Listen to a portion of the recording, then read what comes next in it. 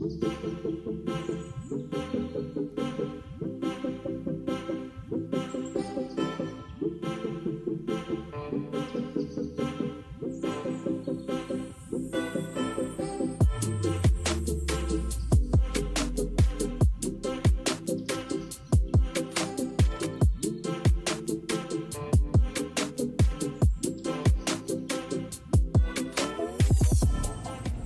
is going on YouTube? Clint with Prestige Aquatics back with yet another how to build a fish room video.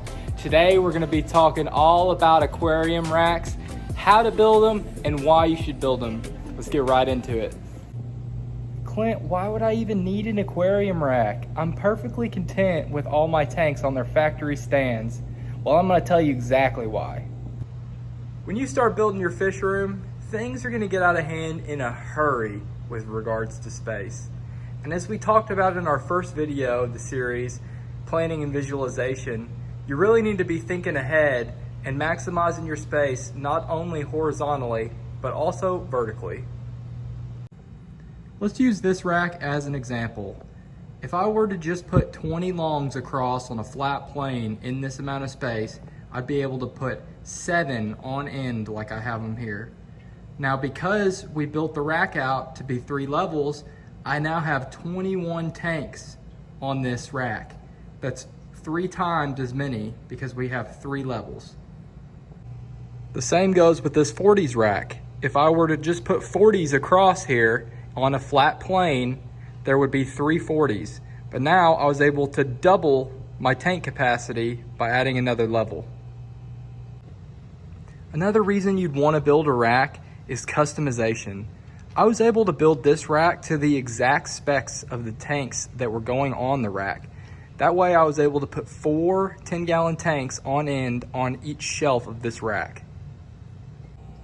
Well, Clint, can't I just buy a rack? Yes, you absolutely can buy a rack. There are metal racks available at most hardware stores. You can pick them up at Lowe's or Home Depot. But here's why I like to build racks. There are 2 main reasons why I would rather build a rack than buy a rack. The first, as we touched on earlier, is customization. I was able to build this rack to the exact specs of the tanks that were going on it. The second is that you can make these racks look really nice with a little finished touch. I put black paint on mine and I actually wrap it in finished wood as well. So here is the rack that we're going to be building today. It's already been completed for a couple weeks now, and as you can see, it's holding the weight of that 125 gallons of water just fine. This is one of 2 different styles of rack that you can build. This is probably the more popular, which is just stacking one tank on top of another, what I like to call a simple rack, but you can also have complex racks like the tins rack that I showed you earlier, where you have to install additional vertical supports. Here's another rack that I'm currently building that I would consider a complex rack. As you can see, it has these vertical supports at 1/3 and 2/3 of the width. And that's just to provide extra support against the ground for the total weight. However, these racks are virtually the same. The only thing that's different are these vertical supports. Okay, let's go ahead and build this rack. There are 5 steps that we need to take to build the rack. We need to plan first, make sure we have all the materials that we need. We gotta buy those materials, and that includes wood, screws, saws, paint, anything that you might not have. We need to cut the wood, then we need to build the rack, and then we need to paint. Let's get right into it. So here is an exact sketch of the rack we're gonna be building today. As you can see, it includes dimensions and the material schedule. Underneath the material schedule, you can see how many boards and at what lengths you need to cut these boards.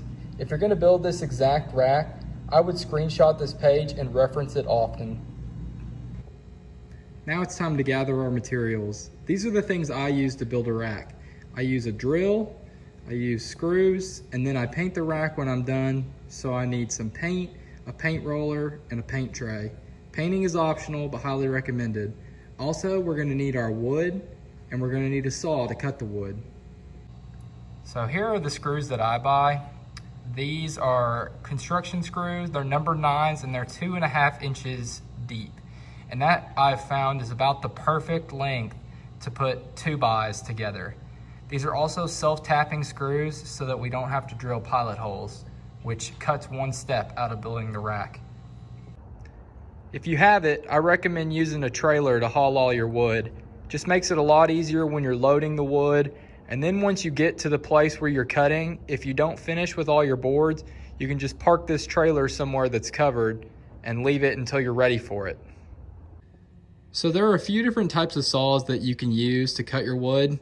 The two best, in my opinion, as far as beginner cutting goes, are this chop saw and the circle saw to the right of it. We're gonna be using the chop saw today, but the circle saw does really well for finishing wood. When you cut the wood, there are definitely easy ways and hard ways. And this is probably the easiest that I have done. And I've cut wood about every way you can cut wood.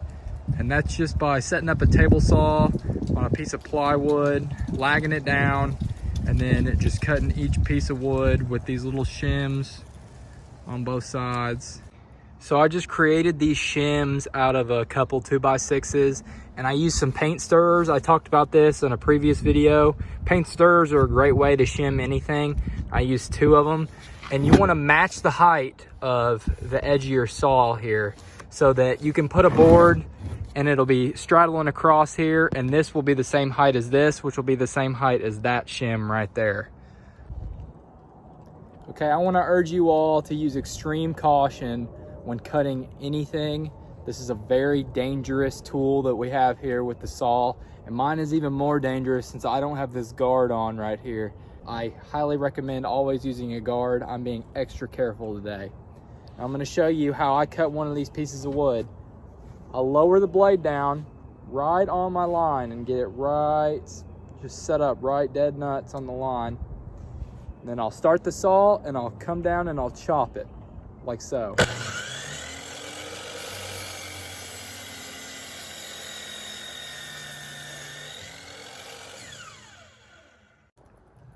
When you're done cutting, you should have a nice looking pile of wood like this. I recommend sorting the wood as you cut so that when you're done, you're not sorting through all the wood trying to figure out what length or what. Once we have all the wood inside, we're gonna go ahead and build the rack. What I like to do is find the most level piece of ground that I have available to me, and that's where I'll build.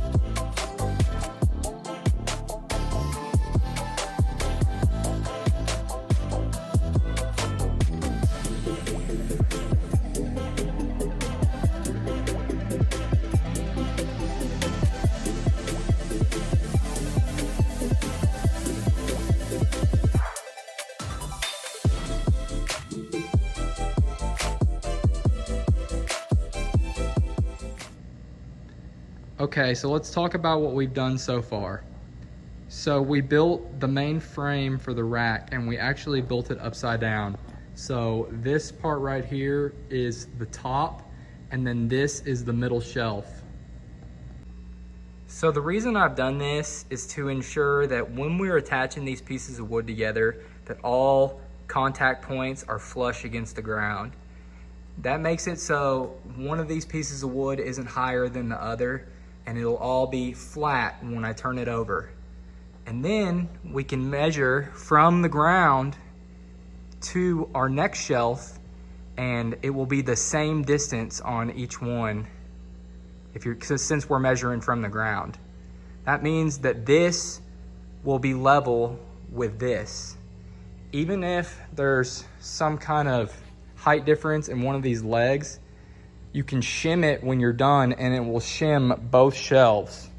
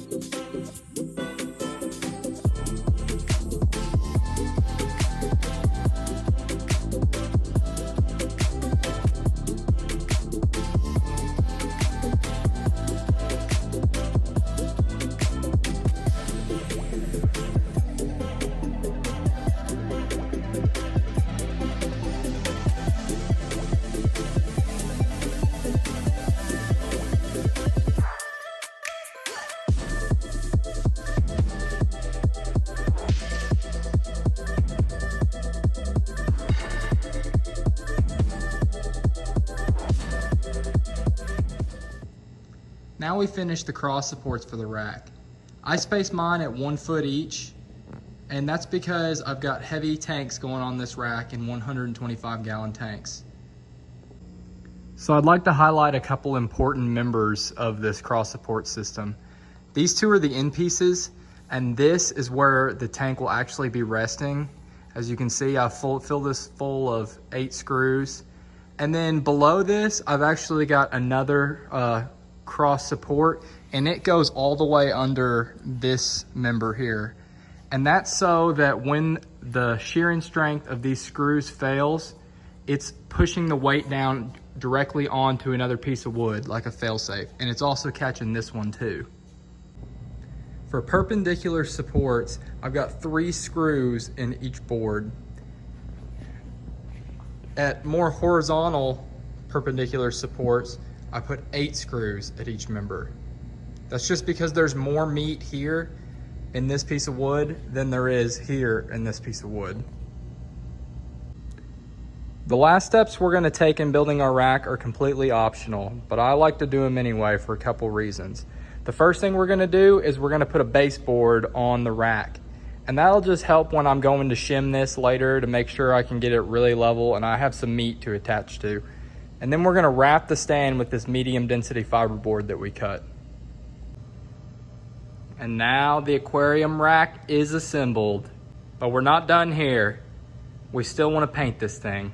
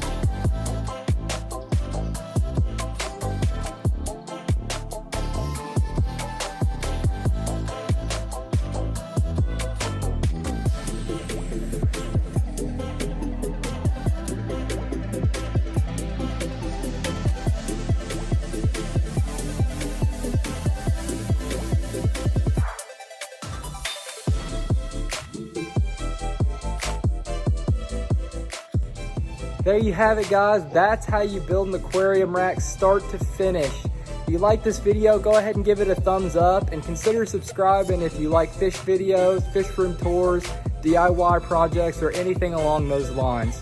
As always, you can shop all our fish collection at prestigeaquaticsfish.com. Until the next time, we'll see you then.